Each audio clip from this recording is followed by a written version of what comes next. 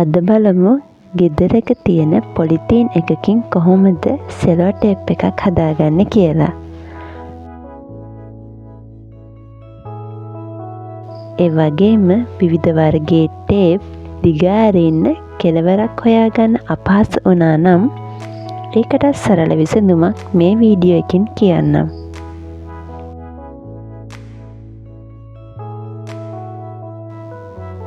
ඕනම ගෙදරක පහසුවෙන් පොලිතීන් කෑල්ලක් හොයාගන්න පුළුවන්.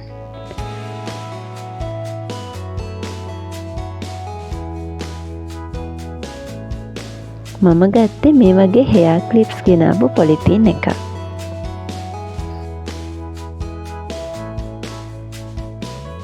පොලිතීන් එකින් කොටසක් නමලා තීරුවක් කපාගෙන හොඳට ඇලවෙන ගම් වර්ගයකින් එක පැත්තක් හොඳට ගම් ටික ගාගත්තා.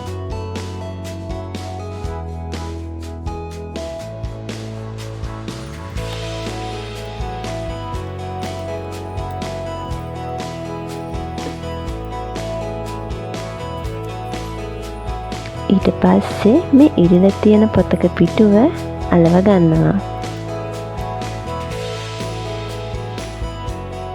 කොපි පොතක නවල තියෙන පිටුවකුත් කලින් වගේම අලවලා ගම් ටික වේලෙන්න ටික වෙලාවක් තියෙනවා.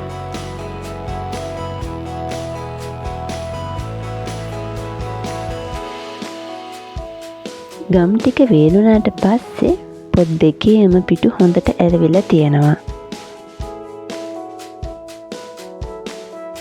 ගෙදර තියෙන දේවල් පාවිච්චි කරලා පහසුවෙන් මේ වගේ සෙලෝ ටේප් එකක් හදාගන්න පුළුවන්.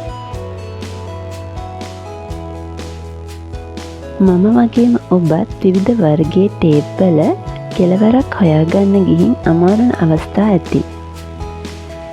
වෙනස් විදියකට හිතුවොත් ඒක හරිම පහසු වැඩක්.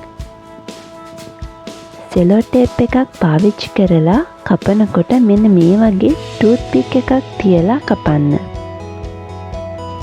ඊළඟ පාර ප්‍රයෝජනයට ගන්නකොට පහසු වෙනවා විතරක් නෙමෙයි සෙලෝ ටේප් එකක් කැඩෙන්නේ නැතුව උනත් දිගාරින්න පුළුවන්. මේ තියෙන්නේ මම ඒ වගේ ටූත් පික් තියලා තියෙන ටේප් වර්ග කිහිපයක්. සමහර ඒවට මම පේපර් පින් පාවිච්චි කරලා තියෙනවා. ඕනම වැඩක් ලස්සනට පිළිවෙලට කරන්න පොඩි පොඩි දේවල් වුණත් හරි වැදගත්.